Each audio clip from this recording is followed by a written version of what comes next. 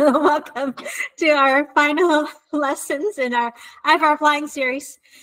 Today we're doing IFR flying to Watsonville. The intention of the series is to give you critical information about flying an IFR. Hopefully it'll keep you safe, give you confidence, but also maybe one day save your life.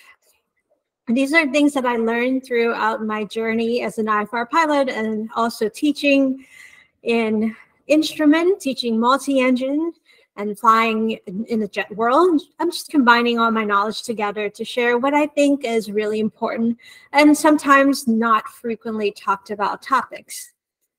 So like before, if you want FAA Wings credit, or if you want to give me feedback or keep updated in any new events or any resources that I create later on, then feel free to join in the link is bit.ly/IFR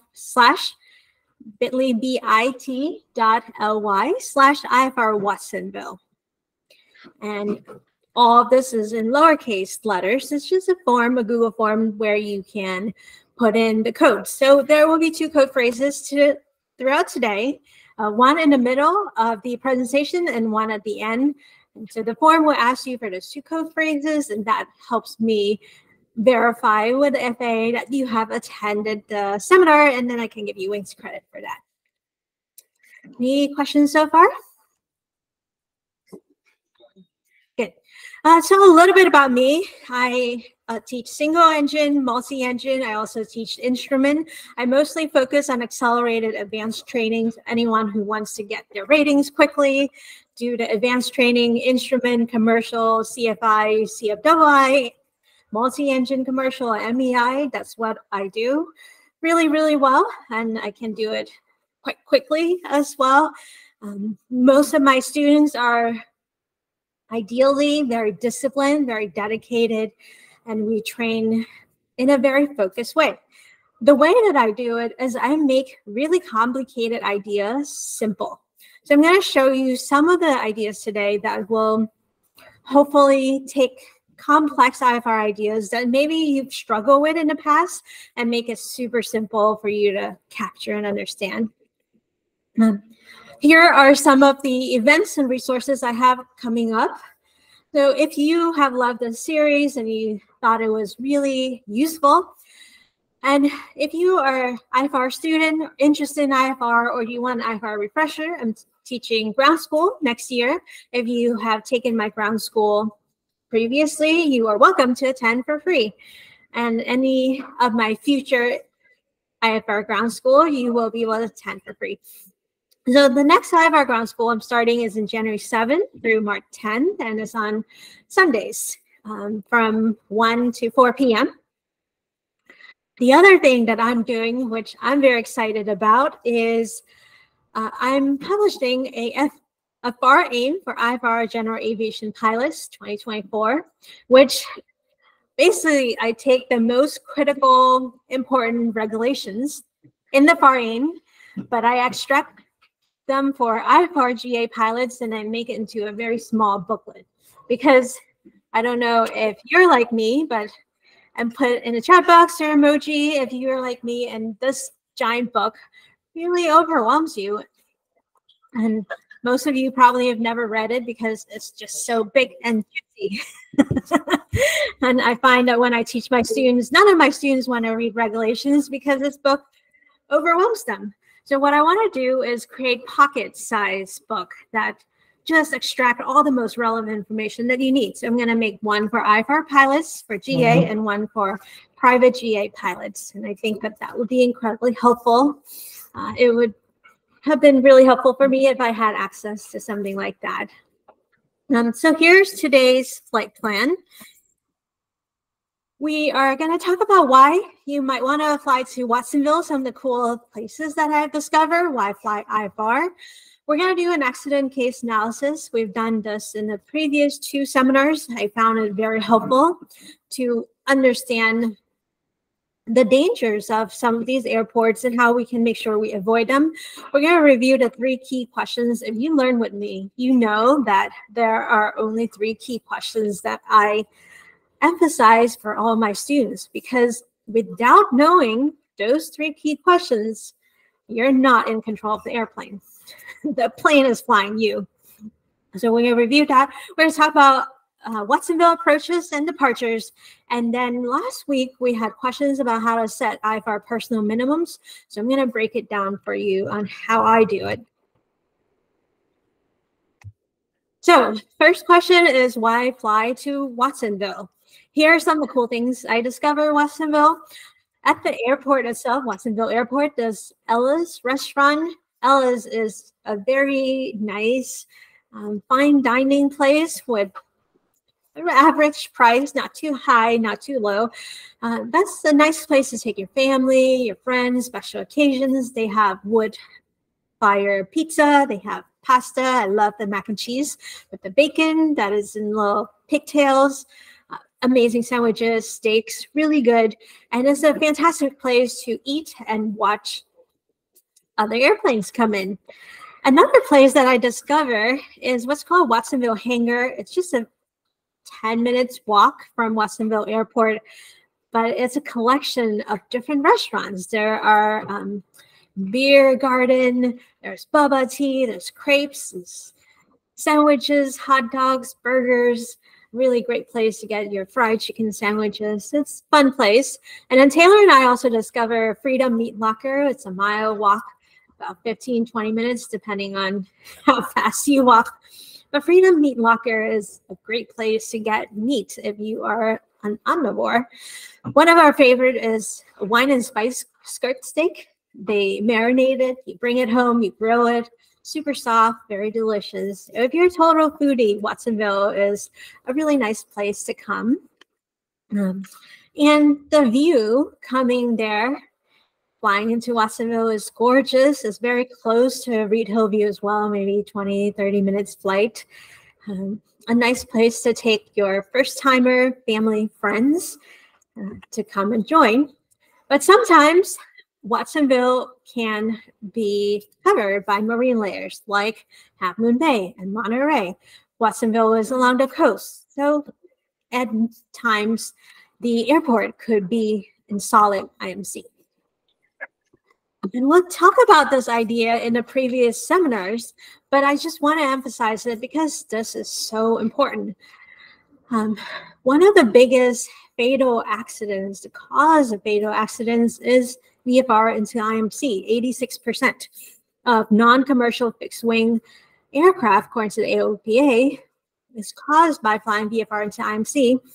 And here's the kicker, is it's not just VFR pilots. A third of those accidents involve instrument-rated pilots. So just because you have an instrument rating or your CFI or double I or MEI, you don't get away scot-free. The weather and the airplane will challenge you, and it's really important to maintain proficiency, currency. That's why I recommend always have refreshers, because your knowledge dissipates over time and you can fall into a level of complacency where you think you know, but not really. And those moments can be the moments that bring increased risk and cause danger. So we're going to talk about one of the accident that happened.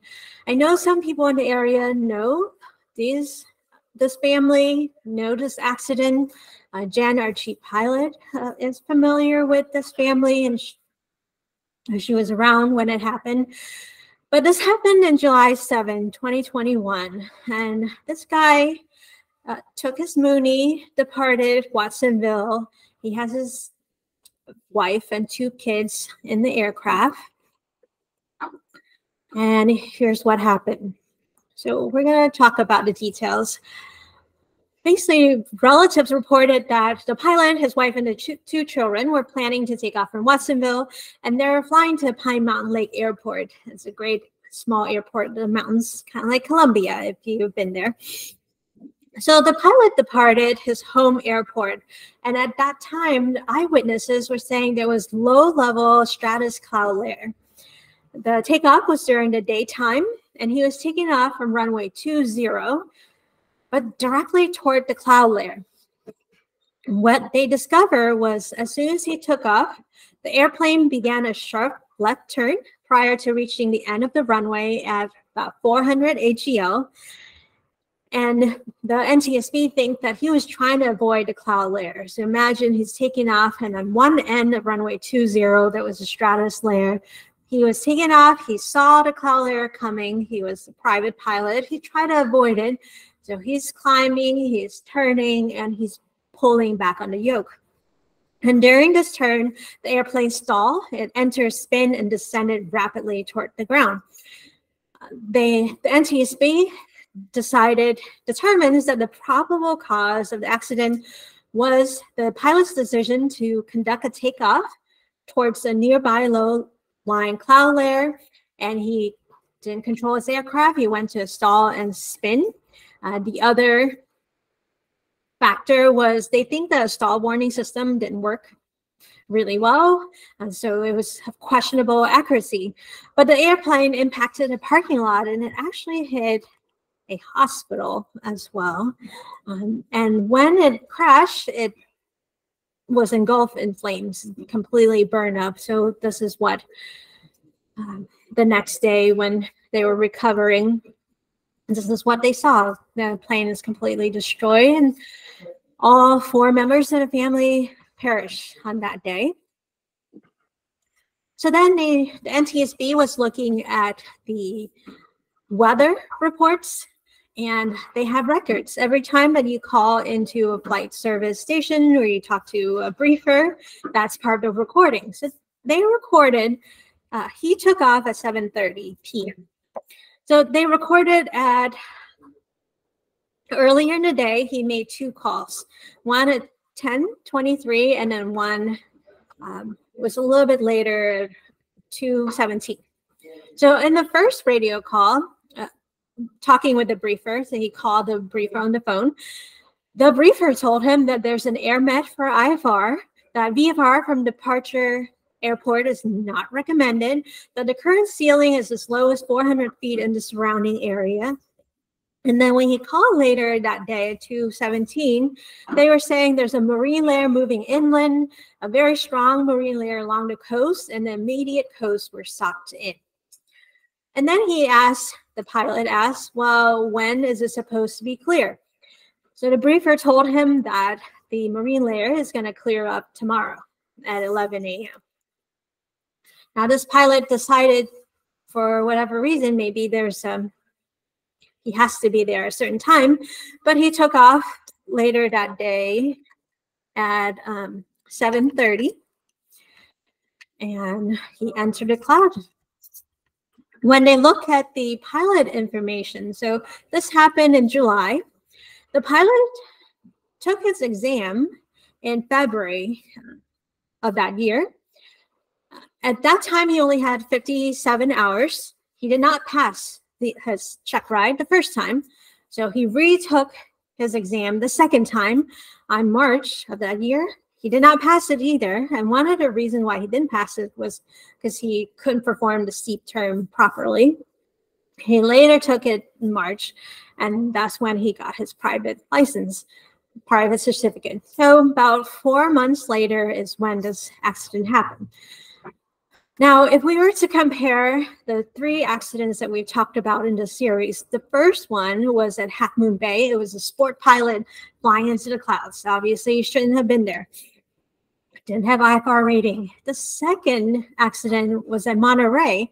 This was a highly rated, experienced ATP, CFI, CFII, MEI pilot with 9,000 hours. And when she was flying toward the clouds, instead of turning left, she turned right and had CFIT. She flew into the mountains.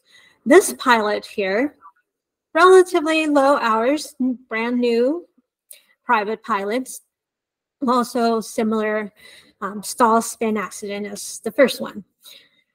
One of the things that I'll talk about later today is when you go through IFR training, there's so much focus on briefing the approach plate, but there's not a lot of focus in briefing the departure procedure. And I think that that's really critical. Some of the more The big accidents or fatal accidents that happen usually happen on takeoff, flying from VFR into IMC, immediately going into stall spin. So we'll talk about the importance of briefing the departure. One question on that. Yeah. Was that line, how is it determined the stall warning was the question? Yeah, the NTSB had that in the report. That was, they look at the maintenance record. They thought that there was something weird with the record. So you have to pull up the NTSB. They have a lot more details on it, but they wasn't sure that the stall warning was working at all. And maybe if it worked, he would have known and catch it. But, you know, this is a pilot. He also struggled during his check rides. This is his first, I don't know how often he's flown near low visibility into the clouds, but he's a relatively new minted private pilot. He was flying an aircraft that he was very comfortable with. He actually have the last record that they have. He has 152 hours in all aircraft, and of those, 141 hours were in this particular aircraft. So it's very familiar with the aircraft, and it's likely from the NTSB determination that what happened is not unfamiliar with the aircraft, but that he flew close to the cloud, tried to avoid it, and went into a stall spin. So now, last time, we talked about this idea of risk management. That anytime you make a decision where you increase the risk, which I call is you pulling money out of your safety deposit, you need to put back money in. You want a positive balance. So in the chat box or in person, let me know what are some things he could have done that maybe could have prevented the accident from happening. Anyone? Don't go. Yeah, so the first one, don't go. If you see low layer clouds, don't go. The other thing that NTSB noted was the layer cloud was only on one end of the runway, so he could have taken off on other runways. There were 4 runways at Watsonville, right? 20, 2, and 8 and 27. So he could have taken off from the other runways that would be away from the cloud layer. But Watsonville, typically, if you fly there often, we pretty much always use runway 20 to take off. And so there's that sense of this is what we would normally do. Any other things that he could have done?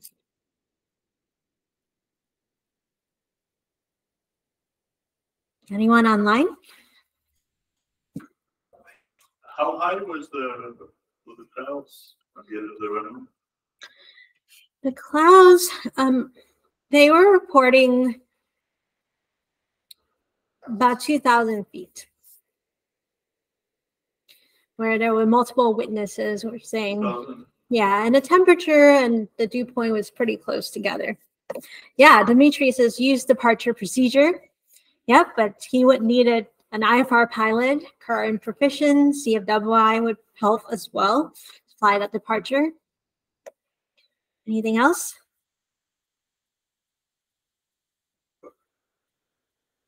I mean, have a plan before taking off, decide based on the clouds, how to get out of there, how to get off the airport environment. Yeah, so Michelle is saying have a plan on how to get out of the airport environment away from the clouds. And it's likely that his plan was, I'm going to take off and then turn left before I reach the clouds. Oh, obviously you said again, don't fly. Could have referred to a CFI or more experienced pilot, if I'm sure. One of the questions Ben asked was, did the Mooney have a wing leveler? Oh, I don't know that. So for the person online, Taylor was saying, Ben asked if the Mooney has a wing leveler, and Michelle says he doesn't think so. I think I remember, I think the plane was very heavily loaded too, if I remember correctly. I may have been thinking of a different one, but that might have been a thing to check is the loading of the So Michelle mentioned that maybe we could check the loading of the aircraft because it might have been heavily loaded, and that might cause him to want to pitch up more to get that lift as soon as they take off. Yeah, so whenever you're flying IFR, you want to think the PAVE checklist or the 5 Ps, right? Who's the pilot? How much experience does that person have? Who are the passengers? Because if you're a low-time pilot, not a lot of actual IMC time, you want to bring in a passenger who could be a crew who have a lot of actual time, a lot of time spending flying that particular departure, that particular approaches, current, proficient, CFII, IFR rated pilot who is very familiar would be helpful. Things you can think about is the airplane, like Ben says, so wing levelers and autopilot system could help in these kind of departures. Think about the environment. Maybe take off on a different runway away from the clouds. Think about the pressure. So the briefer said that the clouds will probably clear up the next morning at 11. So maybe not fly that time at 7:30, but fly tomorrow in the morning. But there's always many factors that we weigh in. And the way I think about it is am I adding into my safety deposit, making decisions that help, or am I removing money from it, subtracting it until my bank account is 0? You want to always stack the deck. And in a scenario like this, it's very complex. Many different elements comes together. The FAA talks about it's being a chain of events that leads to an accident. But if you break one link in the chain, that could help. Yeah, I'm not going to say like runway 27 not available for takeoff. Still doesn't point out there are still 3 other departures options. And Bob asking, was this guy familiar with the destination? The elevation of 3,000 foot, landed at nighttime. Oh yeah. All of those factors on the other end of the flight when you get to your destination. Nighttime, did you have experience? Yeah, so the comment online for people is one, is there are multiple departures that could be taken off from runway. Maybe you can't do departure runway 27, but there are other options. And then 2 is, was this guy familiar with landing at night at the destination airport? If maybe he could take off, but landing at nights is a different ball game altogether. So when I look at accidents that happen or near misses or incidents, I can always attribute it back to what I call the 3 keys. Keep first things first. And I've talked about this. If there's only one thing you get out of the entire series is these 3 keys, which is you have to keep first things first. And the order matters. The first priority is to make sure that you're flying on course. So you asking yourself, am I left or right of what the perfect course is? Because like I said, if you're flying near a mountainous area, being too far left or too far right will go into CFIT, right? That's the accident into Monterey, is the pilot wasn't flying on course. Instead of turning left, she turned right and flew into mountains. The second order that really matters is high or low. Are you at the correct altitude to clear all obstacles? And then the third question is fast or slow. Is the plane flying at the speed that it's supposed to be, at the phase that it's supposed to be? So in this scenario, the pilot may not have been paying attention, pitching too high, airspeed got down really low, and not controlling and being coordinated enough. And that's what causes stall to spin. So if you are flying yourself or if you are teaching students, one thing that I always ask my students is, what are your 3 keys in this moment? What is the heading or desired track that you're supposed to be flying in? You got to be on top of it. What is the altitude that you need to meet at minimum? You cannot be any lower than that. And how fast do you need to be? If you're taking off, VY or a little bit faster than VY is your ideal.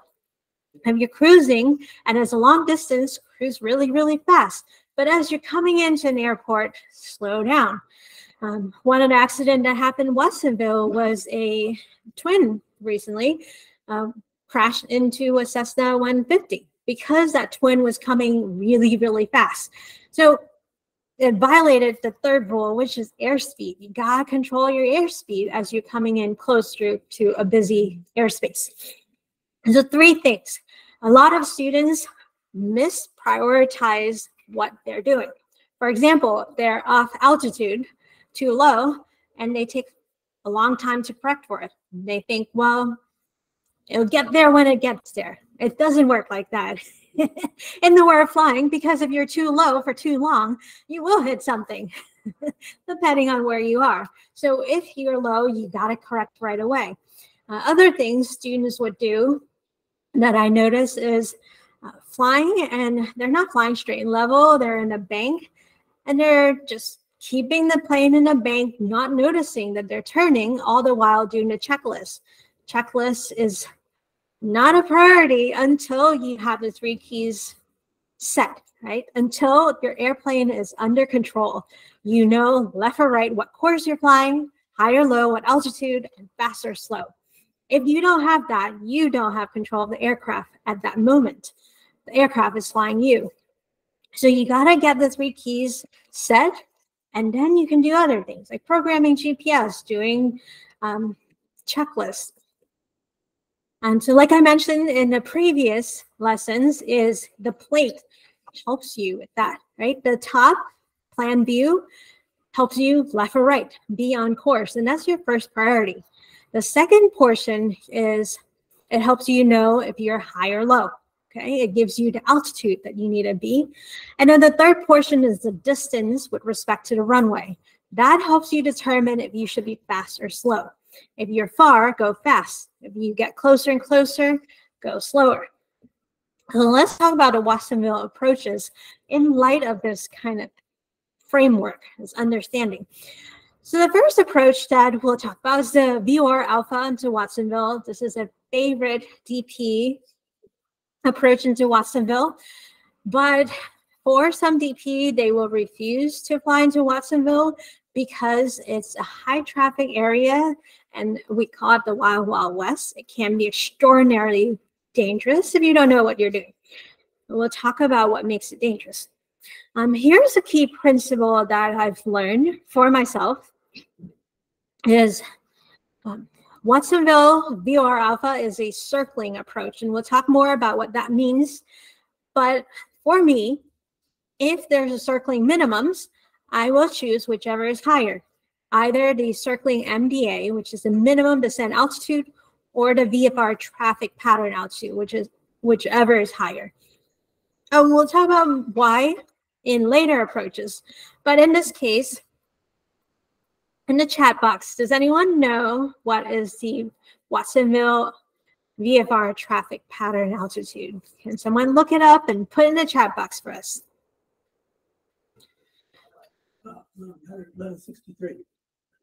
1,163. So in this case, the circling MDA is higher than that altitude. So we'll pick that 1,300. But in later cases, it'll be lower. So let's take a look at how we would fly the DME arc. Right? Here's the key principle when you think about the DME arc. Every curve are made of straight lines. And if you fly straight, it's a lot easier than if you fly in a bank turns. A lot of people, when they think about DME arcs or any kind of arcs, they're thinking of, I'm going to do a continuous turn all the time. Problem with that is when you're continuously turning, it's really hard to control the aircraft.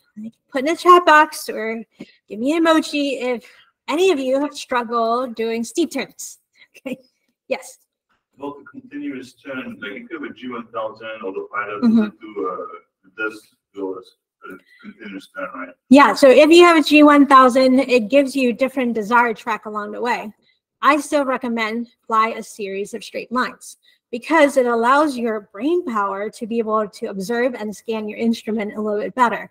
Being in a continuous turn can be disorienting and can be quite tricky. For example, if you're ever doing a hold, you know that in a hold, if you're flying straight legs, like the inbound or outbound legs, it's a lot easier to do other things than in that turn right? In a turn, it's just difficult.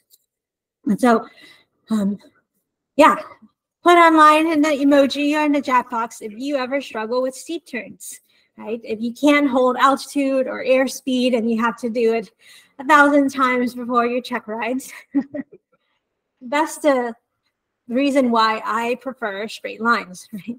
Because when you're turning, one, you have to focus on how much to turn. You're usually losing or gaining altitude and changing airspeed. So think of it more like straight lines. So here's how I would set it up. My first goal is to fly toward, let's say I'm flying from Reid, Hillview to Watsonville, okay? And in the previous 2 seminars, we've talked about how you would depart Reid, Hillview. So let's imagine, and you can rewatch that on YouTube, but we've taken off from Reid, Hillview, IFR, and we're somewhere over Hollister. Now we're inbound toward Watsonville, DME Arc. So the first goal I would have is to fly direct to Judgma. And the way I would do that is I would set 2-1-9-1, right? I'm flying toward Salinas, so I'm going to put in the 2 and the reciprocal of that. And once I do that, I'm going to flip the OBS around so that I'm tracking from, because my final course is tracking from radio 314 away from Salinas toward the runway. So a lot of students in this moment will start doing math. Now I know that you guys are very smart at math and can do math like no problem, whiz kids. But the problem with trying to do math in flight is that it takes up your brain space from flying the aircraft itself. So one thing that I teach my students is don't do math. Just think of it as pizza wedges, right? So if you set your OBS from, and then you just think, well, I'm going to fly this 1/4 pizza wedge, whatever heading shows here is the heading that you fly. Pretty easy, no math involved. Just think of pizza wedges. Now, how do you know if you should fly left, west, 270, or east? Well, if you think about it, looking at the plate, looks like you're going west. In general, if you fly toward the water, you're going west. If you fly toward the mountains, you're going east. So usually it's a 50-50. You set your OBS to the, in this case, the from position, and now you have 50-50. You're either flying west or you're flying east. If you're starting at Jetsi, right, you would be flying north, because you can see here, you start out north and eventually you start flying east. But just think of the pizza wedge, and then you don't have to do math. The other math that people like to do is these radio 011, right? The reciprocal is 1901. And then if you rotate, turn 10, twist 10, then 001, 351. Well, that's a lot of math for my head. And I can't do it accurately anyway. So I just kind of round up because the VOR and the radio is not that perfect. So 190, 360, 350, 340, 330, 320, and then I'm coming inbound 314. Questions? Kind of really, not really, but to this kind of. It's just, why is the Watsonville DME charted without a frequency and not part of the IFR approach procedure? Hopefully I'm clarifying this question, but he's asking where is the DME is based off of the Salinas VOR. All the DME is based off the Salinas VOR. That's the frequency you would be using with this chart. Which is the one you're using to fly the ARC. Yeah, the whole thing is flying with 117.3, including this VOR frequency, which is calculated the DME.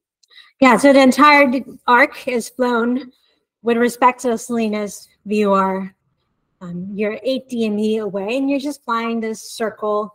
What I recommend is a series of straight lines perpendicular to your OBS, the pizza wedge. Yep. I was just going to ask that turn 10, twist 10, using the VOR is great. It's a cost way of doing this. What about just using your fancy GPS navigator and following a pink line? Absolutely. So the question is turn 10, twist 10. You can do it the traditional way with a VOR. What about using the GPS to follow this beautiful magenta line? And we teach you do both. You can overlay both to make sure, because the way I think about IFR is I always have a backup. I always want 2-3 ways to know if something has gone wrong, right? So if somehow the VOR is doing weird stuff, I can follow the GPS, get myself out of trouble. But the intention of the DME Arc is to follow the Salinas VOR and coming in. The reason why I talk about this particular approach is this is the one that most people struggle with when we bring in CFI or CFII and we say, okay, fly to Watsonville VOR, DME Arc. This is the one approach that stumped most people, and they really struggle with that. But this is one of the first approaches I teach my students because it helps them learn how to maintain altitude, how to maintain heading, how to have precision in their control, and really understand how the VOR works. This is a great way if you ever need a refresher, an IPC, you might do this approach so that you are anchored in the knowledge of how VOR and the localizer system work.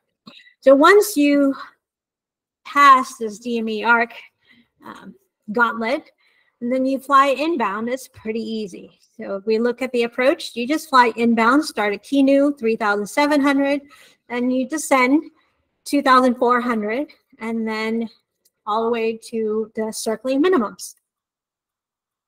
And we'll talk about when to circle next. One of the questions Bob also asked us, couldn't we just fly direct Kinu and reverse course at our discretion, maintaining no lower than 3,700? One option is to fly direct up the Salinas VOR to Kinu. There's no procedure turn or reverse course. It would be a direct. Part of this challenge, just the DPE asking you to do it. That's not an initial approach fix, though. So you wouldn't be flying the whole approach. Salinas is an initial. Salinas is, Yeah. yes, yeah, I'm sorry. I thought you meant,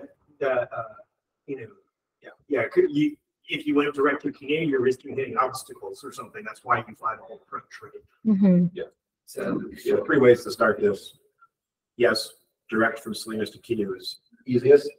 Oftentimes examiners love asking this question to fly, for that control, fly in the arc. Because we want to few airports that actually have practice on. Yeah, that's a great question online is, could you just fly direct to Salinas? So there are 3 initial approach fix in this plate. You can start Judgma, do the arc to the west. Or you can start Judzi, do the arc northeast. Or you can start at Salinas, do that hold to help you turn around if you need to, and then fly inbound. Absolutely. And there's many different reasons why you might fly depending on which fix. Depends on where you're coming from. Maybe you're coming from the east side, flying toward Judgma is the easiest way, shortest way. If you're coming from the west side or maybe down south, Monterey, coming up, Judzi might be an easy way to enter. And it's also one of the DP favorite kind of questions, right? Teaching DME Arc. If you ever want to CFII, one of the questions that they'll likely ask you is, teach me how to fly a DME Arc. And you really do need to master the art of teaching this kind of arc because it can be quite challenging. One thing that I teach my students is to write down all your radio calls before you go in, because I've heard so many pilots fumble on the radio calls and they would say they're in the wrong direction. For example, I had a student on downwind entering 20. He would say he's on upwind, departing runway 20. As a pilot, he's on crosswind. He would call that he's on base. So all these bad radio calls makes it incredibly confusing. And it also makes you flustered as well. So now you're making a bad radio call. You're feeling flustered. You feel bad about yourself. You stop flying the airplane. I teach my student, you gotta write down the radio communications until it's natural for you. Practice it, cut out words, add words, make sure that it's super clean, because the last thing you wanna do is have that brain capacity, which there's a limit to it, devoting into just making perfect radio calls. I've heard many perfect radio calls with extraordinarily bad flying. Okay. When people make this incredibly elaborate radio calls and then lose the glide slope, goes 3-dot full scale deflection, well, that's no good. Your first priority is the 3 keys. You got to fly the approach. So here's how I might make my radio calls, and you might make it differently. The first radio calls I would make is 10 miles away, and I would know that by adding from Diner 4.4 plus Kinu 6, that's about 10. So about the time when I'm at Kinu turning from the DME Arc inbound, I might say 10 miles southeast inbound 20. And then next, when I'm around Diner, right, that's about 5 miles or so, I would say 5 miles southeast inbound 20. Now there's a temptation for IFR pilots to be really elaborate in the 10 miles and 5 miles radio calls, and there's different argument and opinions on this. So this is my general thinking is I don't really care what you're doing when you're 10 miles or 5 miles away. I just need to know that you're coming in and in this general direction, right? Until you are close to the airport, then I care that you're going to enter downwind and on the 45. But a lot of people at 10 miles start making this radio call downwind, entering 45. And the problem with that is, one, if people weren't listening to you, all they hear is downwind, and they think you're in downwind. 2, by the time you reach the airport, there might be so many things that has changed that you might not even want to enter downwind at that moment.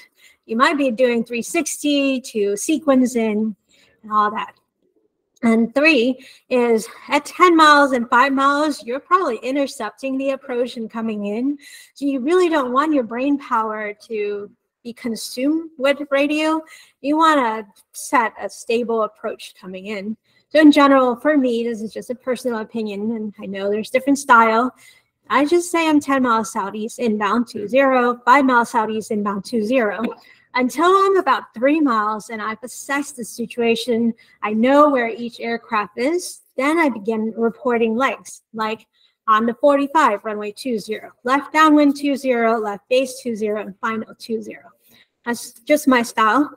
The other thing that people say is on the 45 left downwind 20, personal opinion is on the 45 and left downwind are 2 different locations. Right? I'm either entering on the 45 or I'm on downwind, but I'm not in both simultaneously. You can see the arrows that I've drawn. Right? If I'm coming in the approach, I'm entering 45. I'm on the 45 leg. And then a few minutes later, I turn left downwind. So I don't combine that radio calls, but just a style. Questions? Just one question. Would you mention, I was asked, would you mention that you're on the approach in your initial call inbound? You could mention that you are on the approach. One thing to caution with that is Watsonville and other non-tower airports have a lot of VFR pilots. So if you're doing some elaborate, like I'm on a VFR Alpha approach, only a small segment of the population would know what you're talking about. It's best to use language that all of the population will know what you're talking about. And then if you have the extra brain space and capacity to add in, I'm on this approach, then add it in. Yeah, I would actually request that just a quick mention that you're on the approach, just because, particularly if it's a beautiful VFR day, because I frankly will get out of your way because I know how long it takes to set up the approach. If I'm out there just putzing around, I will go, yeah, okay, go ahead of me on the 360. I'd like to know that.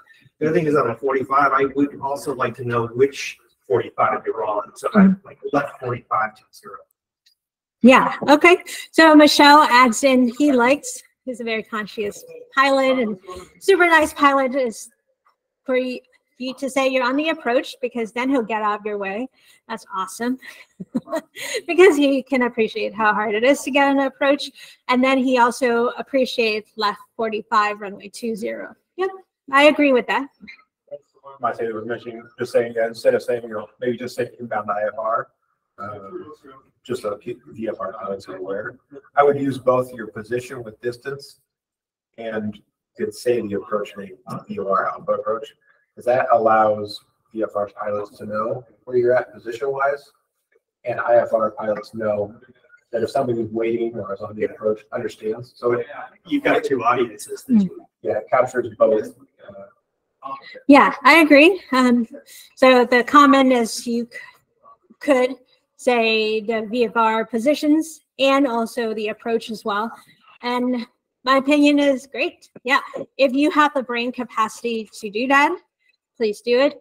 But what I find with many of my students is they trip up on saying the name of the approach. So they're sitting there at work trying to descend, hold this perfect approach, and they're looking at four flight and they're like, I can't remember the name of the approach. RNAV, is it 30 left, 28 left? I don't know. And they're fumbling around and then they lose the approach altogether. So if your brain capacity has the ability to remember the approach that you're on, the name of it, and you can report your VFR position and the approach that you're on, do that. There's nothing wrong with additional information. So if you want to add more, that's okay. Just the caveat is don't, in the effort of adding more, lose your first priority, which is fly the airplane. And I've seen many people lose the airplane altogether trying to make that perfect radio call. So this would be like the minimum things you might say. But if you want to add on top, like full stop landing, I'm on the VOR Alpha approach, that's great. Let's talk about this idea of circling approach. So when students hear the word circling approach, they think they're flying in a circle. Okay, a circling approach doesn't mean you're flying in a circle. It means you have to remain inside a circling approach area. The way that that's defined is if you draw a line from the end of the runway out, there's a certain radius and you have to stay within that radius. Otherwise, you're not protected. And Jen tells me a story of a student who would fly a beautiful circling approach and they come in and now there's circling coming to land. And they start doing this really wide downwind and wide base, so wide that they would have been outside the circling radius. If you do that, you have to execute the missed approach. Like you can't go outside the circling approach area. The reason is because the circling approach area guarantees you obstacle clearance. If you go too far, I don't know if there's a mountain or an antenna on that edge that you're just doing this giant traffic pattern in. So you want to stay tight. One question. Yep. Bob, is how is a pilot supposed to determine the radius to, I believe it says 0.1 nautical miles accurately? Therein lies the risk of circling approach. Taking back to your VFR days, understanding what a half mile or a mile is, but that is the danger of a circling approach. It's usually no good thing other than your eyes and your visibility. So what we generally teach, the question is, how do you know how far you are from the runway? One is if you're coming into your approach, your GPS, if you have one, will show you the distance from the runway, right? So for example, if you are flying a Cessna 172, you're in category A. So flying around 90 knots coming in, your distance needs to be 1.3 or less. Now, once you've entered a traffic pattern, like I've shown here, circling approach is not flying a giant circle. You're flying a series of straight lines because that's the easiest. Is what we teach when you are parallel to the runway. And in a 172, it's usually when the runway is halfway up your wing strut, that's about half a mile. If you're in a Piper, it's usually at the edge of the wing, the low wing airplane is usually at the edge or close to the edge of the wing. That's about 0.5 miles. So if you stay tight there, you're within the circling approach. And then usually you're downwind about 0.5 miles from the runway and about 45 degrees from your touchdown spot, you might turn base. So that will keep you about 0.5 plus your diagonal distance, and then coming in, and that keeps you tight. Yep, GPS just may not always point to the end of a runway. So this is the VOR outdoor approach, which doesn't go to a specific runway. Typically that GPS is going to be based off of the missed approach point. You're going to have a good reference point through GPS, or just a straight up distance to the airport is typically going to be in the middle or so of the airport. So without a procedure defined to a runway, you're kind of in a no man's land danger. Yeah, absolutely. So GPS might not always point to the end of the runway, but if you are flying the approach and you're close to it and you're within 1.3 distance, and then you stay tight to the runway halfway up the wing strut in 172 or low wing around the end of the tip of the wing, then you're probably about 0.5 miles. 1.3 is double that distance. Here's a table that you might find in the TPP, the Terminal Procedure publication. But what you notice is the faster the airplane, so we're in category A, the circling approach is 1.3. Category E, the circling approach is wider, is 4.5. And the reason is because those airplanes fly much faster, and the higher you fly, the bigger the circling radius is as well. Now, most jets or airliners, they don't like to do circling approaches because, one, in a jet, if you are doing turns, generally you have to go faster. So I used to fly citations.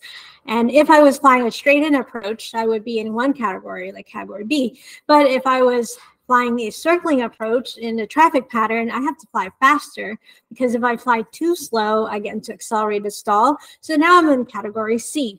In general, the faster the airplane, that circling approach is not the most desirable. There was an accident that happened in Gillespie recently where the pilots were flying the circling, they were trying to circle to a runway and crash because they were too low. And we'll talk about that. So here's the key principle is circling approach means you stay inside the circling approach area. I generally, there's a million ways you can do this, right? I generally like to fly a series of straight lines. That allows me to quickly scan all my instrument, make sure everybody is saying the same thing and I'm on track. Any questions? There was one about half mile. What is, halfway up the wing strut, what altitude is usually that? I added there that it's about 1,000 foot. Kind of yes. That's that. Another control, Bob mentioning, turn around using your head whipping. Could be cause of serious dangersome. He marked it the kiss of death. Head whipping is a kiss of death. Yeah. Yeah. So the question online was, what do you mean 1 mile, half a mile, halfway up the wing strut? That's generally 1,000 AGL. If you're 1,000 AGL and the airport's halfway up your wing strut, you're probably about half a mile from the runway. And that's where I come back to this idea of when I'm choosing the circling minimums is I will choose whichever is higher, either the MDA or the VFR traffic pattern altitude. And many DP that I know who does IFR check rides will raise the circling minimums if it's much lower than the traffic pattern altitude to maintain that level of safety. Because what happens on IFR check rides is the IFR students fly all the way down to minimums, and this might be 500 AGL, and then they're doing this giant circle to, right?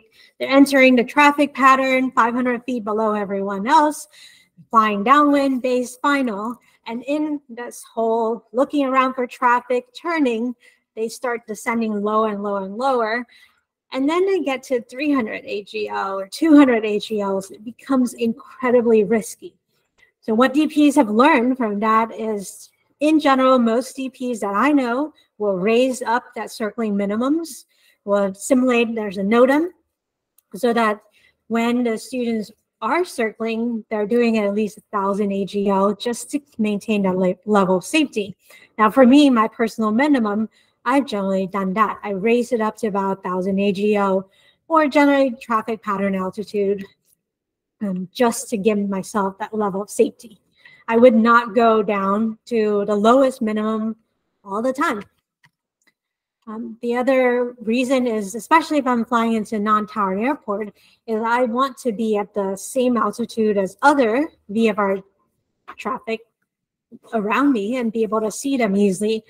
When you're at different altitude from other airplanes, it's a lot harder to spot them than when you're at the same altitude. But again, circling approach, million ways to do it. There's no right or wrong way. This is how I manage my risk. So the first code phrase for today is fly straight lines. When in doubt, do your best to fly straight lines. Sometimes my students, when they're in a banking turn, they'll multitask. They'll do other things. Then I tell them, if you're turning, that's the only thing you're doing, turn. Until you fly straight, then you can do other things, because it can get extremely dangerous in a turn. And we'll talk about why. I'll share a story of what happened and where I learned this principle. The other approaches at Watsonville is the RNAV runway 2 and localizer runway 2. Now, if you fly toward Watsonville a lot, you know that the preferred runway is runway 20. So you know that when you fly these approaches, especially if you're doing practice approach, you are in opposite direction of everyone else. And that's where this approach can get quite dangerous. But if you're flying at a time when there's low visibility, there's some clouds, that pretty much clears out all your VFR pilots. And therefore, this approach can be a good choice for you, because you can see the minimums are much lower. So for example, RNAV runway 2, if you're flying LPV, can bring you down to 448 feet. And the localizer 2 bring you down to 700 feet. Now this approach gets lower because you're flying over water. So that's something that you might consider, is how comfortable you are flying over waters and being there for some amount of time. But this is an approach that people will practice as well. Just got to be really cautious as you're coming in. If it's a perfect VFR day and everyone's doing traffic pattern, that you are going in the opposite direction. So let's take a look at the RNAV runway 2 minimums. So we have the LPV, which you follow the glide slope in 448 feet. That would put you, when it drops you off, at 296 feet above ground. This is pretty good approach, goes pretty low. You can do the LNAV if you don't have your vertical guidance. It goes down to 700 feet. And in this scenario, the circling minimums is 700 feet. So if you look at this small number here, if you go all the way down to 700 feet circling minimums, you are only 537 feet above ground. This is where I would raise my circling minimum. I would draw in my approach chart. I'm raising it back to 1,200 feet. That's about my traffic pattern altitude. That way I can sequence in with other aircraft if they're around. And I also don't want to be turning and flying at 500 AGL, especially when I have low visibility or some clouds. But that's my personal minimums. There's nothing in the regulations that says you should do that. That's just what I do. Localizer, in a similar way, this one only gets you down to 700 feet. So if you have a GPS and you have a choice, RNAV runway 2 will give you guidance for a longer amount of time. Again, same concept with the circling minimums. Any questions so far? Just do one. How do you recommend filing from Reid, Hillview to Watsonville with minimal moving parts? Yeah, generally the clearance from Reid, Hillview to Watsonville is left 2900, turn towards San Jose, and then I generally fly to Salinas and then the Watsonville approach. And then what we would actually fly is something like left 290 as soon as we get closer to San Jose, they'll vector us south. They might say direct to Salinas, or they might say what is your approach request, and then they might give you direct to the initial approach fix that you request. Generally, the altitude would be something like 5,000 to 7,000 feet. And that's why Salinas would be a good backup alternate airport to Watsonville. So here's the common misconceptions that people have about when to execute the misapproach procedures. This is something that I really struggle with when I was learning IFR, and maybe this conversation might help you. But when you're flying an IOS or vertically guided RNAV approaches, is what the FAA calls it, the LPV. If you do not see the required visual references, and there's a regulation of 12 things you need to at least see, then you go miss the moment you reach an altitude.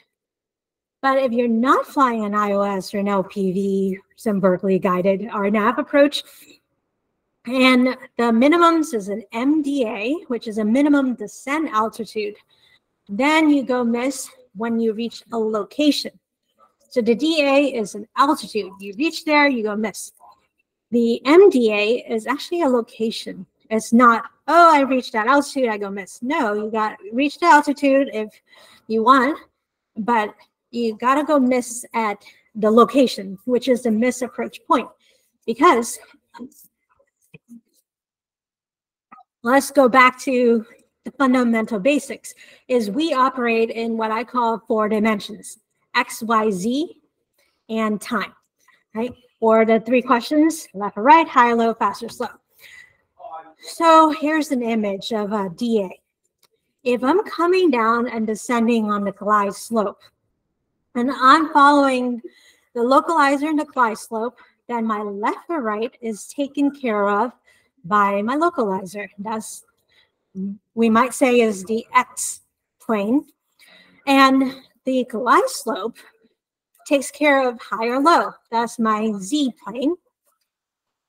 And as I'm coming in, the localizer glide slope combination also takes care of my Y, because it takes care of how far I am with respect to the runway. So therefore, when I reach a decision altitude, I'm at a specific location in space, right? In an XYZ plane. But take a look at this. If we are flying a non-precision approach, MDA, and all I have is localizer, then the localizer only helps me with the X plane, left or right. And the profile view gives me high or low. That's my Z plane, altitude. But there's nothing to guide me with respect to my Y plane. How far am I from the runway? And that's where the misapproach point is a location, again, in space, just like the DA, where you can go miss. So the FAA wants you to go miss, if you're using their plate, at a specific location in space. It just happened that if you use the glide slope and a localizer, that takes care of that. That takes care of left or right with the localizer, high or low with your glide slope, and fast or slow, how far you are with respect to the runway with the distance where you are. The glide slope guide you. You should be at this altitude, this distance. You should be at this other altitude, this distance.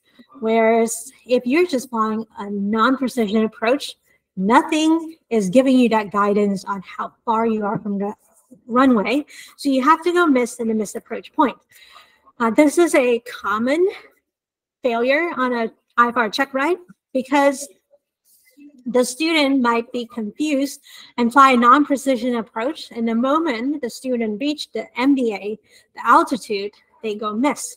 Now, if you go miss early, you might be told to turn a certain heading.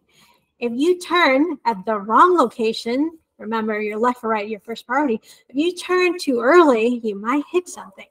So you gotta do the miss at the misapproach point. Any questions on that? One question online is, how do you determine the misapproach point on the LNAV? Since the whole problem is we don't have the distance included.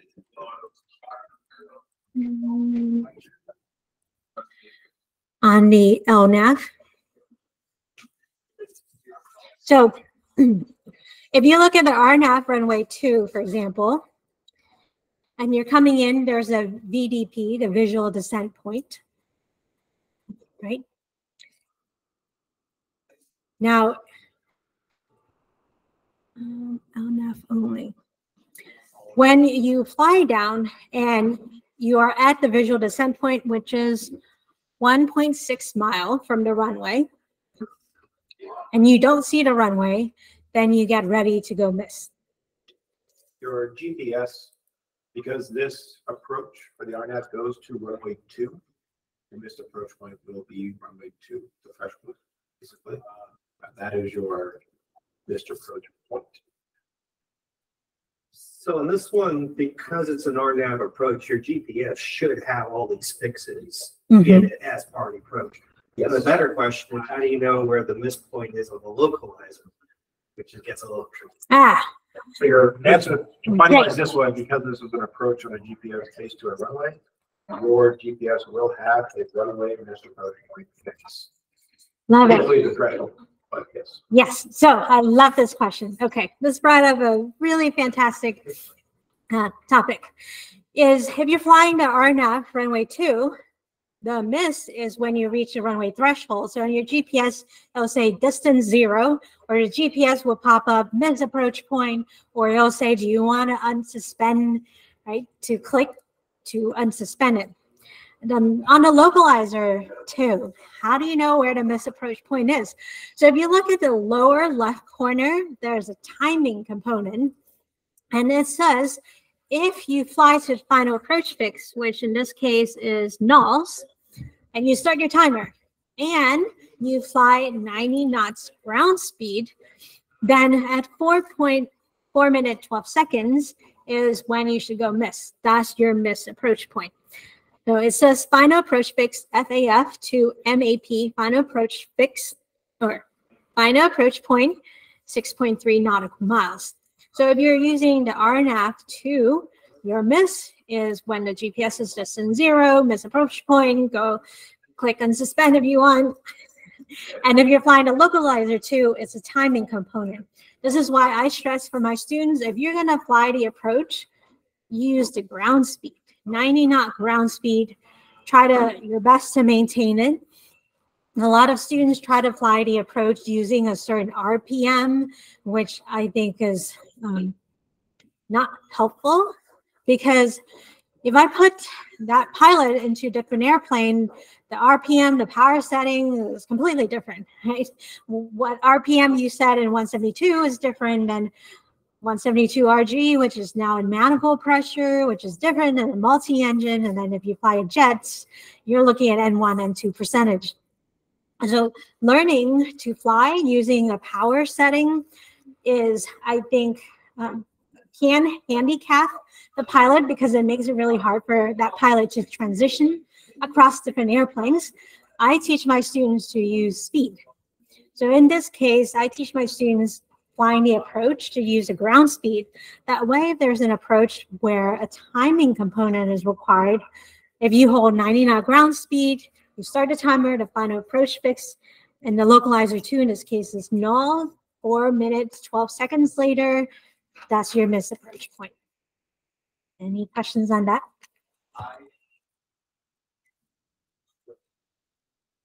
Great. So here's some radio calls that I suggest. And again, this is what I call as the minimum amount of radio calls.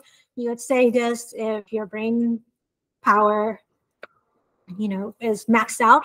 There's a lot of workload that happens as you're flying these approaches. I also would have Sentry watch out for traffic, see what everyone is doing. So I'm thinking about our traffic as well. So this is the minimum, but if you have the brain capacity to say more stuff, that's fine too. But I might say something 10 miles from the runway, Watsonville traffic, 54102, 10 miles southwest, inbound 20, and then 5 miles southwest, inbound 20, and then 3 miles southwest on IFR approach. We'll enter left crosswind 20, Watsonville, then left crosswind, left downwind, left base, final. If you're doing a VFR practice approach, you want to be cognizant that you are typically flying opposite direction if everyone's landing on 2-0. So you might break off the approach pretty early. But in general, if you're flying this approach, if the GPS says you're within 1.3 miles from the threshold, then you're within that circling radius. So wait a few seconds and then circle within that circling radius to make sure that you have terrain clearance. Things that I teach my students is to set up your avionics ahead of time. Students fumble with this a lot, and I think this is something you can do on the ground, right? So it's not something you should fumble with.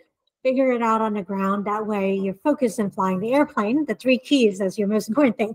So in Com 1, I would set NorCal and know that at some point they'll switch you to Watsonville CTAF.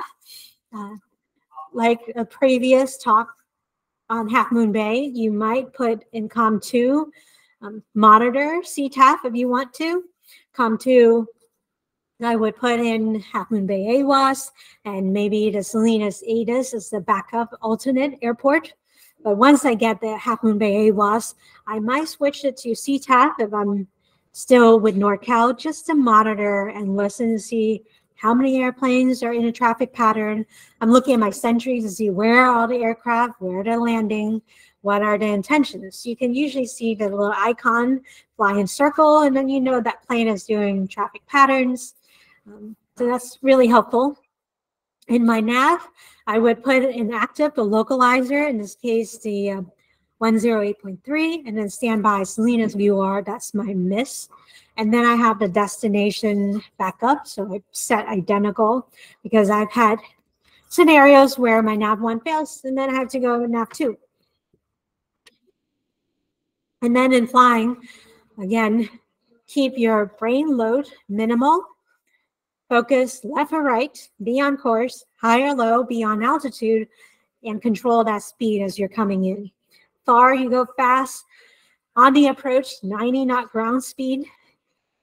If you want to use the timing component, it's generally a good idea.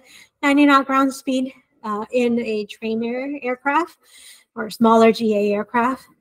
And then as you get closer to runway, maybe 2 miles, slow down to about 80 and get ready to land with your flaps. One thing that students make a lot of mistake is they remove the foggles, they pop out the clouds, they add flaps and the whole plane balloons. They don't correct for push the nose down. So now we completely lose our glide slope. We're too high. And to save that, they have to do a dive descent. And it's completely unstable. That's not the design of the instrument approach. The instrument approach is designed for you to fly on a stable glide path all the way in. So make sure that if you're adding flaps, just push that yoke down trim so that you stay on the glide path. Let's talk about the departures, because I mentioned a lot of people don't brief the departure, and this is a thing that can be incredibly dangerous. And when I flew with a student who was instrument rated, just trying to get instrument current, he almost killed us. Okay. And you'd be surprised in how many instrument rated pilots, when they fly to get their currency, their IPC, when they first fly into actual IMC, extremely dangerous. I'm very cautious of that because I've seen IFR rated pilots do really scary things. So here's what happened on that day. We were given the Watsonville 4 departure. And if you read the departure for runway 20, it says climb heading 213 to 1000, then climbing left turn to intercept the VORTAC radio 2903.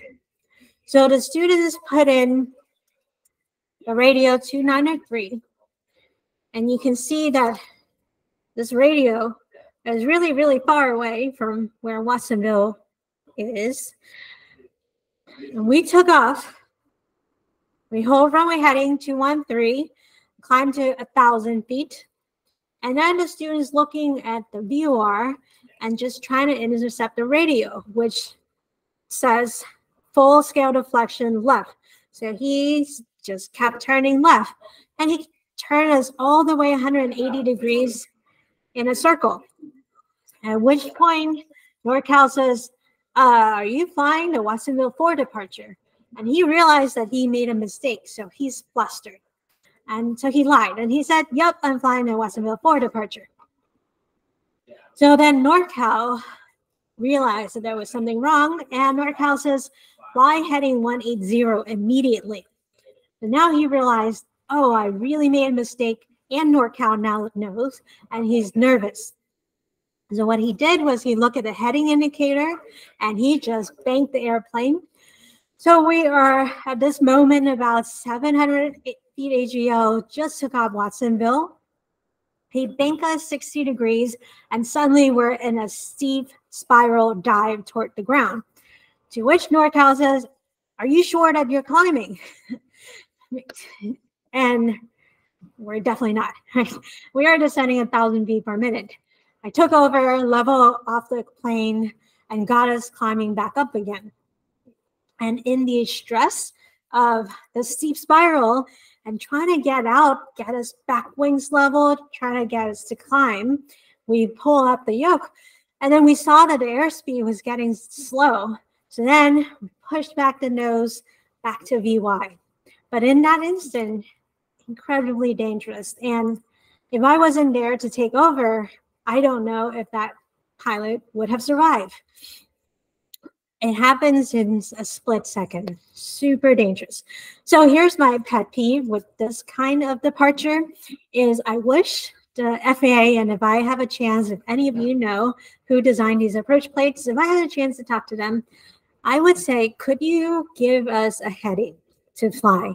And so I now teach my students that if you're departing, the instruction is climb heading 213 to 1000, and then add in this note, fly heading 180.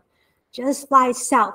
Don't try to use the VUR to intercept the needle because you're so far away. The needle is full scale deflection. If you look at the needle, you're going to turn yourself 360 degrees and never make a difference. So I wish that they have this note, but I now teach my students, fly heading 180, just fly south. And then I wish they had this note, set the OBS to 113. So the students set it to 2903. That would be from reverse sensing. You would be going to the Salinas radial, the Salinas VUR, so set the OBS to 113. And from now on, from that lesson that I learned, I'm very cautious to brief every single departure with all my students. What are we going to do step by step by step so that there's no confusion? And also, what are we going to do if something happens? What if our engine quit? What if there's engine sounds rough on takeoff and now we're in actual MC? What are we going to do? And just brief it, right? The other departure that you can fly is the Gok 1 departure. This is a GPS. There's GPS fixes that sometimes is a lot more easier, more intuitive to follow. You just follow to the fix. So for example, take off runway 20, climb heading 198 to 700, direct to Chan, and then on track 207 to cross Gok at above 5,000, then transition. And the takeoff minimums is standard. What I like to do when I have an approach that has GPS fixes, I plot them with respect to the sectional just to see what the terrain is. So if I plot this approach, let's say I'm going to Chan and then Gok and then Wi-Fi and then Salinas, for a little bit, I'm flying over the water, right? And then I would come back in, I'll be overflying Monterey airspace and then coming back in Salinas. So I just want to know what are the terrain, where are the mountains, where are the waters, what airspace am I entering? And that really helps me out as well. So last week, we talked about how I set my IFR personal minimums, and there were many questions about it, so I thought I would break it down. Any questions so far?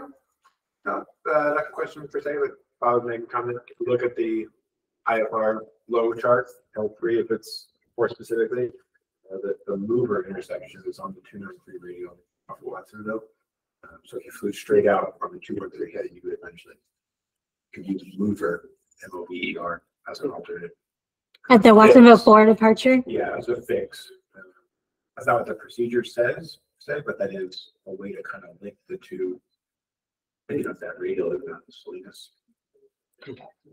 Okay, so one of the common is you could choose a fix like mover to help you guide toward the radio toward Salinas. Yeah, it's not what the approach says, but I like having multiple backups and multiple guide. Basically, the procedure is just once you go south, okay, south towards Salinas, where it's flat land, away from the mountains. That's the spirit of the procedure. So if you're going in that general direction and then try to intercept the radio, that will keep you safe. Depending on where you're going, for example, if you're going to Watsonville to Reid Hillview, you might do this departure, climb 1,000 feet, start flying south for a few minutes, and then you're going to get radar vector back north again once you're at a safe altitude for ATC to vector you back north. But just be really careful flying departure procedures that use VOR. The other departure procedures that I've seen people trip up on is the Salinas departure. The Salinas departure tells you to fly a certain radio. Now, if you just use the VOR to figure out how to fly, one, the VOR is on the airport itself, so you're now in a cone of confusion. And what happened was we had a CFI. The instruction was take off runway, what are the runways, Salinas? 31, right? 3113, yep. Yeah, so the instruction was take off runway 31 and turn left. And because the CFI was setting the approach for the VOR and try to find a VOR, he turned right. And that CFI got a pilot deviation for failing to follow the correct departure procedures. And so just be really careful. Any departure procedures that have you tracking and intercepting a radio, first thing you ask is, should I set to or from? Am I going toward a VOR or away? And the other question you want to ask is, what heading? Give yourself a heading to start off. That way, you're not completely relying on the VOR. And if you're in a cone of confusion, if you're in an area where you can't pick up the VOR because of terrain, if there's something wrong with the VOR, you're not flying in the wrong direction. Okay, so here's how I would set up my IFR personal minimums. This is a topic not a lot of people talk about or think too much about, and that's why I want to cover it here. This is the legend in the TPP, the Terminal Procedure Publications. And it tells you that when you're looking at the minimums, the big number is if you're flying a precision approach like ILS or precision like LPV is the DA. If you're flying a non-precision, it's your MDA. Then there's a smaller number. If you are flying an actual approach, like iOS, localizer, RNAV, there's a number called HAT, height above threshold, height above touchdown. And if you're flying a circling approach, that small number is called HAA, height above airport. So I'm going to break it down for you and tell you what these smaller numbers mean and how you can use it to make decisions. So for example, here is the RNAV 2 minimums that you might see. Your HAT for the LPV, height above touchdown, is 296. The height of the decision height or minimum descent altitude above the highest runway elevation in the touchdown zone, first 3,000 feet the runway, versus the height above airport is the height of the minimum descent altitude above the published airport elevation.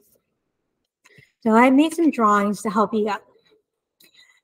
Imagine when the FAA set up what the baseline is, we call that the mean sea level. That's what we call 0 feet MSL. This box here is what you will see in the upper left corner.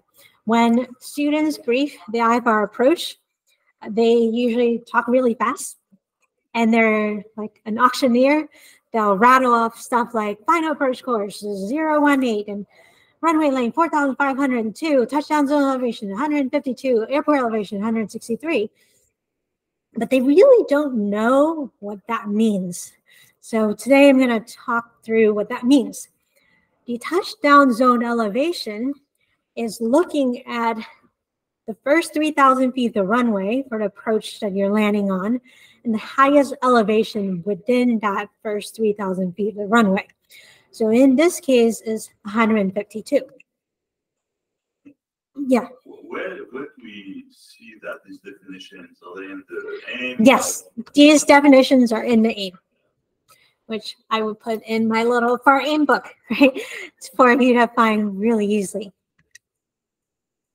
Now the challenge with this, and a lot of people don't think too much about this, is clouds is actually reported AGL, which is height above airport, not an MSL. And so they would think, okay, you know, my minimums, they'll descend 448 feet in LPV. So if the clouds is reported 448 feet, then I'm good. Well, you're not comparing apples to apples, because the LPV, that altitude 448 is an MSL and the cloud is an AGL. So you need to think apples to apple. Now let's imagine we're flying this glide slope, and somewhere along your approach, you're going to encounter clouds. This glide slope guide you all the way to a certain location in space, XYZ coordinate. And this is your decision altitude, 448 feet. Another way that you can say this number is height above touchdown, AGL, which means that when I'm at my decision altitude, the number that I see in my altimeter is 448 feet. I would be 296 feet above the ground, okay, above the touchdown zone area, which is the first 3,000 feet of the runway. So the DA is your touchdown zone elevation, 152, plus that height above touchdown point, 296. And that's how you get decision altitude, 448 feet. So what I like to do, and I tell my students, it's to determine your personal minimum, is you're going to add 500 feet clearance for safety, because you don't want to pop out of clouds, lose all your guidance, and then have to immediately land. And you don't want to pop out of clouds at 296 feet from the ground, because that's very fast things that you have to do, right? You have to configure the aircraft, slow down the aircraft, set the plane up. Usually you fly the approach, you're not even straight. Anyway, you're slightly crooked, so you need to get back on center line. So you don't want to have to do all that. Only 300 feet above the ground and have seconds to land. So my personal minimums for me is visibility. I need at least 3 station mile visibility. And my ceiling is at least 500 feet above hat. So in this case, if I'm flying the LPV, my hat is 296. I would add 500 to that. So when I'm listening to ADIS or AWAS, I'm listening for a ceiling of above 796 feet. So if I hear the ceiling is higher than 800 feet, I would attempt this approach. If the ceiling is lower than that, I would not attempt this approach. This is how I make my personal minimums. I use the hat number and I add it, because clouds are reporting AGL. Now let's take a look at the circling minimums. So when you're doing a circling, instead of using hat, which is height above touchdown, because you could be flying in any of the runway, the FAA used what's called height above airport, which is the average highest elevation. So if you remember from this first slide, you have touchdown zone elevation, 152, which is the height of the elevation within the first 3,000 feet of the runway. Then you have the airport elevation, 163, which is slightly higher because the average of the entire airport region is 163. So here's what the FAA did for circling minimums is instead of writing ahead, because it doesn't make sense, you don't know where you're circling, they write height above airport, HAA. So again, in this case, in the circling, the minimum descent altitude is 700 feet. And the way that number is calculated is airport elevation, 163, plus the height above airport in AGL, 537. That's how you get 700 feet. In a similar way, I would use this blue number, which is my HAA plus 500 feet, and that's how I make my minimum. So in this case, if I'm flying a circling approach into the airport, I want the visibility to be more than 3 statute mile, and I want the ceiling to be 537. That's my HAA, height above airport, plus 500 feet. That way I have 500 feet of clearance. Figure things out, sort it out, and come in. But now, if you're like me and you want to increase your ceiling, so let's say you don't like the circling minimums at 537 feet AGL, and you want to increase that to 1,000, you might require that the minimum ceiling for you to even attempt a circling approach is 1,500 feet ceiling. Does that make sense? Because you might want to be 1,000 feet above the ground. So use the AGL, the HAT or the HAA, plus 500 or 1,000 or 2,000, whatever your personal minimums is, to make a decision on what is the ceiling, the lowest altitude of the clouds that you will be able to accept coming into a landing. Because a lot of people use this big number, the MSL, and it doesn't make sense for that. Any questions on that concept?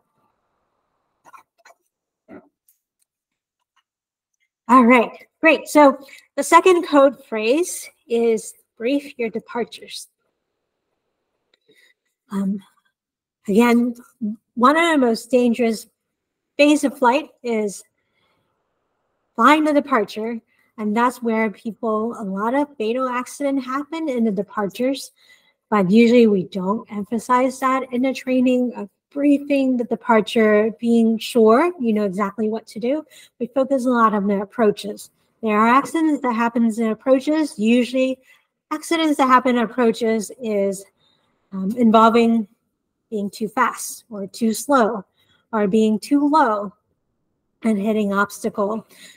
There was an accident that happened at Watsonville recently where a student pilot was flying and they were too low. The airplane hit the power lines, got stuck on the power line and crashed. So if we look at the body of knowledge about accidents, it goes down to the 3 things that I mentioned. You're either not on course, left or right, not at the correct altitude, high or low, or not on speed. And that's usually the things that get you into trouble. So at all phases of flight, you got to know the 3 keys. Left or right, what is my course? High or low, how high do I need to be? And fast or slow, how fast do I need to be? Or slow do I need to be? Any questions on what I shared today? One quick question. Yeah. I was thinking about the IFR, the accidents of PMC into IMC for the instrument-rated pilots. And one thing is you're not on the flight plan, right? When you go into DFR and you enter IMC, you don't have a flight plan. You have no definition on how high you have to be or which directions you have to go. So I wonder if that's a contributing factor that you're not really in flying IFR, maybe in IMC conditions, but because you're not in the system, you don't have an approach plane or guidance that's going to create trouble.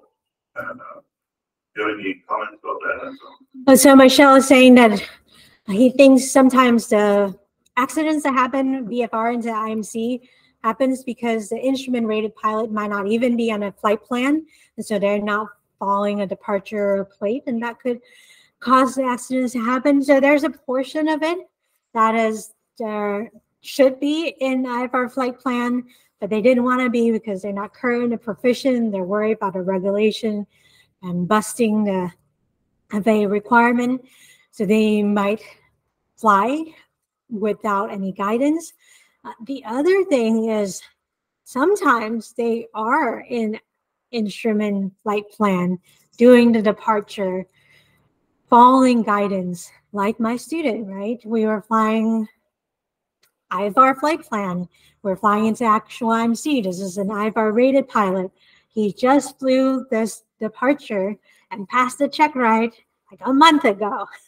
And he's practiced this departure millions of times with his CFII. So even when pilots are instrument rated, flying IFR, talking to NorCal, if they are not proficient, especially if they haven't flown actual IMC in a long time, they still get into trouble. And you'd be surprised at how many IFR rated pilots that I've flown with for IPC just to get currency, where it's like they're back in the beginning of flying IFR. They're just struggling with radio, struggling with communicating with NorCal or reading the approach plates or departure plates. And then it can get quite dangerous, especially the moment we enter actual IMC. And if they haven't had much experience or experience in a relatively long time, a lot of pilots tend to do weird things and freeze up, like I was mentioning the student, you know, when he put us in 60 degrees bank spiraling down, I'm saying in their headset, level your wings, you gotta climb, stop descending, stop turning. He froze, completely froze, no response. It's like this person just turned into stone until I took over control, got us out of the clouds, then he became back to human again. But in that moment, something just overcomes the pilot. And that's one of the human factors that we have to think about is we're not invisible. And this is not the only pilot that I've experienced this with. I've experienced it with many pilots. The moment we go into actual IMC, they turn to stone.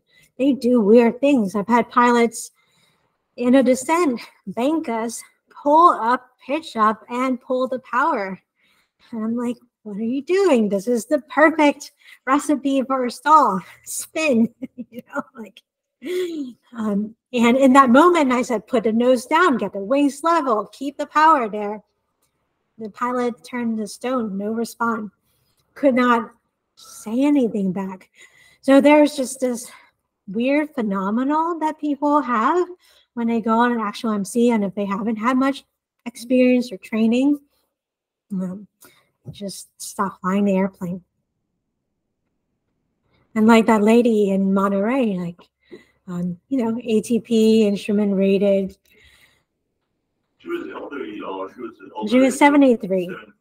What I learned, one of the person who attended the seminar, he knew her. It was her airplane. She had a lot of hours in that airplane, so she's really familiar with the plane. But I think it's just the lack of currency.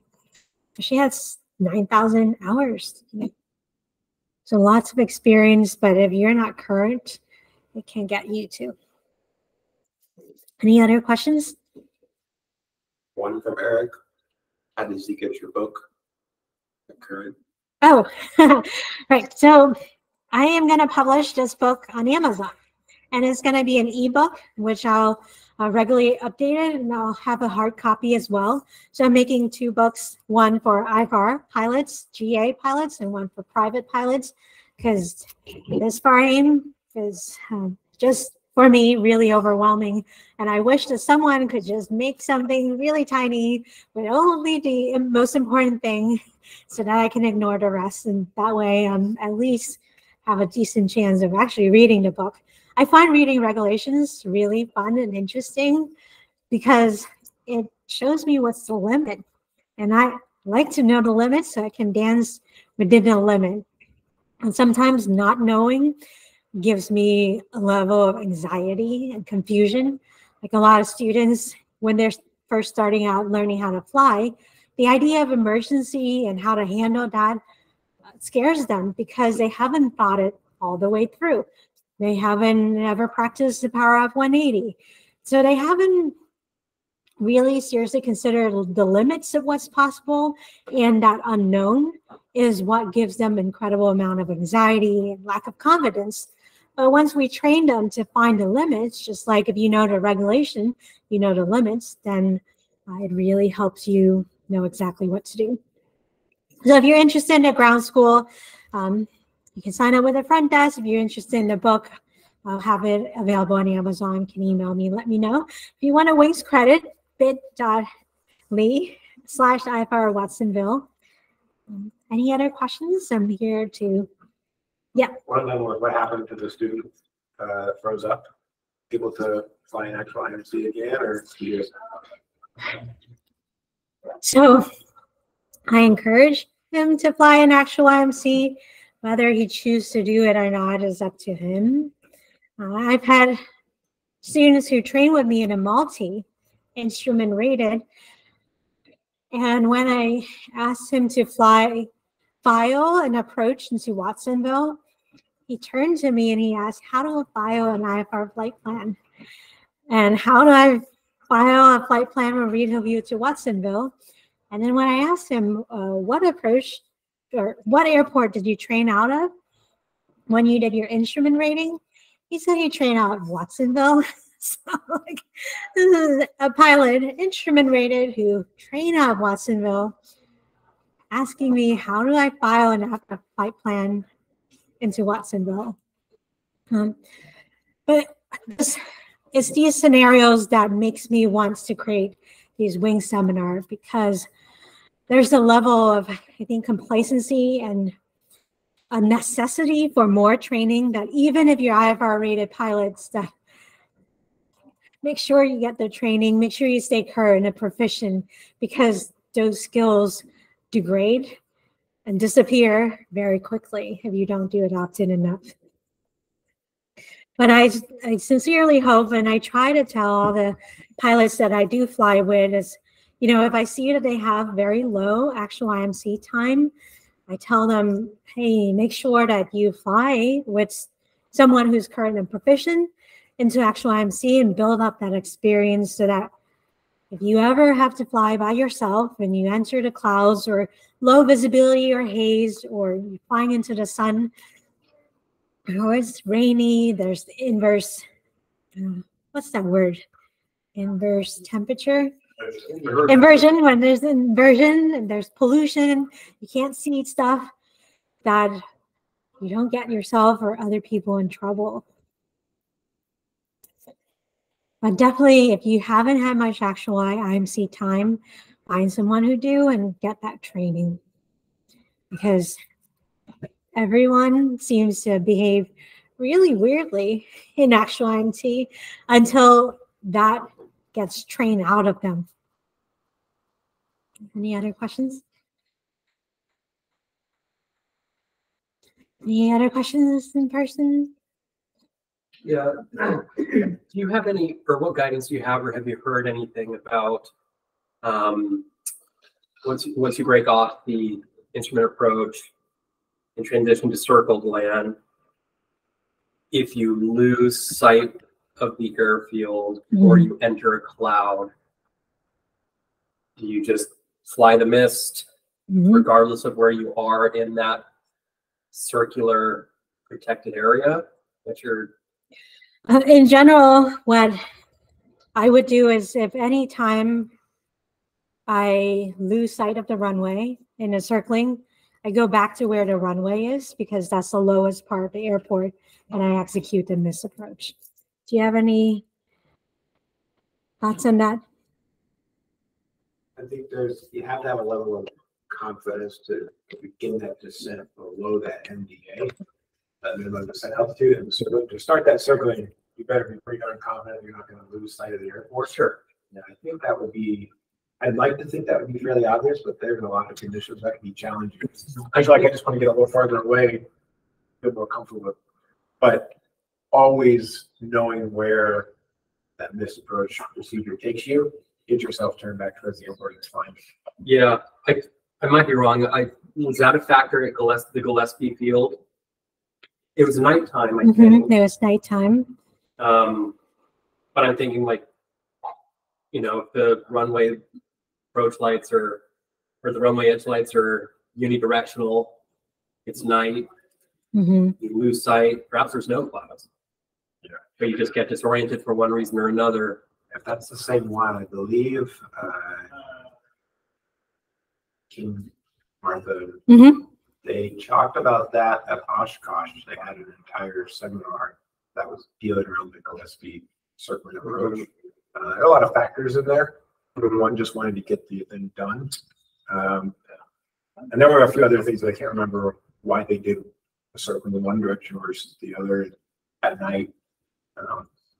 That was an interesting. I would recommend looking at that seminar again as to why, you know, nobody really knows why they made one decision to go one way or another. Maybe they're just, you know. Yeah, but there was a good seminar from the King School folks, Martha, on that particular incident. Yeah, John and Martha King, so far to recording, talk about a Gillespie field accident where the pilots were really experienced. They were flying at night, flying IFR, doing the circling. He got too low, and they dissected out, well, they had these options, and they had these options, but in reality, they only had one option. And if they hadn't go, if they said no go, then they would be fine. But they just break it down to, well, all these different options that they could have made is for some reason narrowed down to they had to do what they had to do, and they made the mistakes and they got too low. But in general, Chris' question was, what do you do if you're flying a circling and you lose sight of the airport?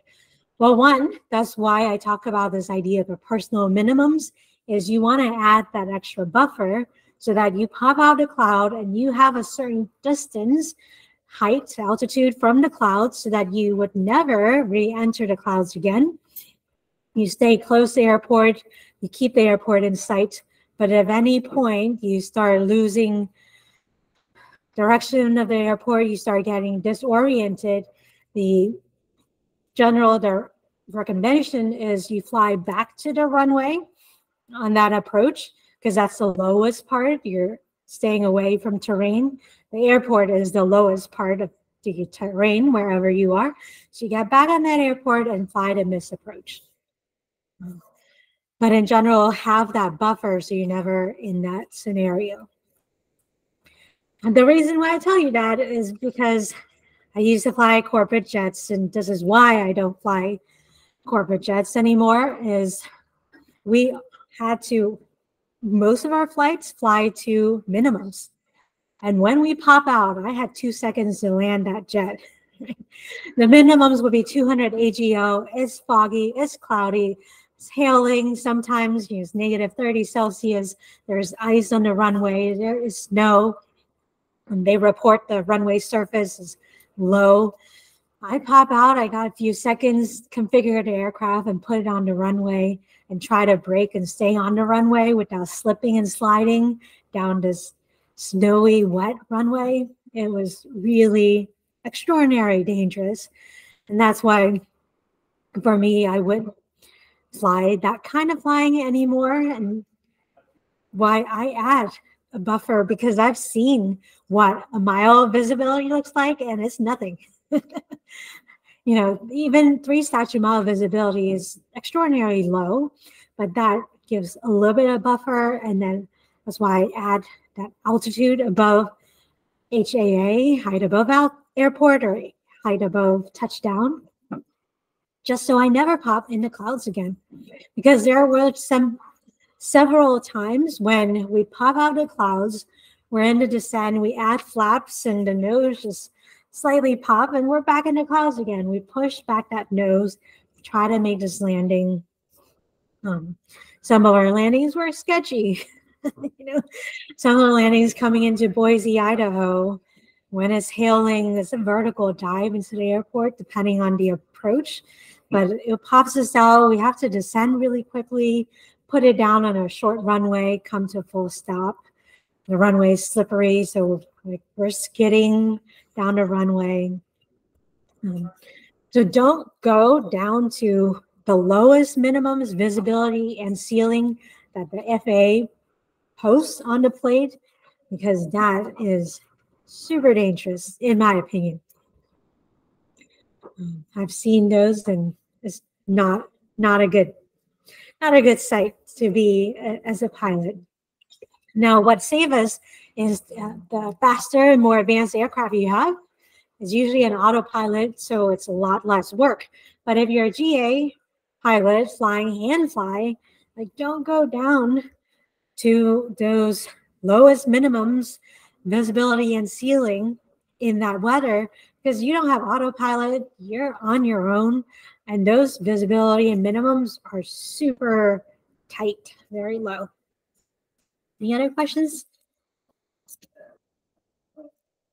Get online. Awesome. Well, thank you everyone for joining our IFR flying series. I hope that's helpful. I'll be sending out an email with YouTube videos and the slides in case you want to review. Again, these are my personal opinions. There's a million ways to do all these things, but this is what I found from a risk management point of view is really helpful. And from teaching a lot of students and seeing all the different things that we get into, this is what I found keeps us in the boundary of relative safe. Awesome. Well, I'm going to end our recording. Have a good weekend, and I'll see you whenever I see you. Thank you for joining. Yeah, Thank you very much, Dale. Fly straight lines. And the second code words are brief your departures. Fly straight lines and brief your departures. Thank you. Have a good day, everyone. Thank you, Dale. Appreciate it very much. Yeah, bye.